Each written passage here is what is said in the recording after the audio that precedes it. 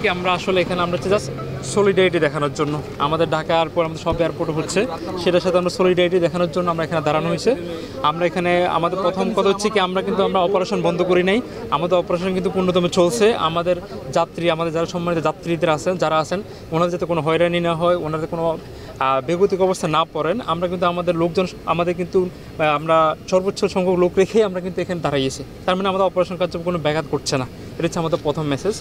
কারণ আমরাই আসছি এখানে আমাদের যাত্রী সেবা দেওয়ার জন্য, আমরা আসছি এখানে দেশকে সেবা করার জন্য। তা আমাদের উদ্দেশ্য হচ্ছে ওটাই, এটা যাতে আমরা আরও সর্বোচ্চ পর্যায়ে দিতে পারি, আমরা যদি আমাদের যে অর্পিত দায়িত্বগুলো সেগুলো তারা ভালোভাবে পালন করতে পারি, সেটার জন্য আমরা এখানে দাঁড়ানো। আমার নিজস্ব ব্যক্তিগত কোনো স্বার্থ নাই, আমরা এখানে দাঁড়িয়েছি আমাদের প্রাতিষ্ঠানিক স্বার্থের জন্য, দেশের স্বার্থের জন্য।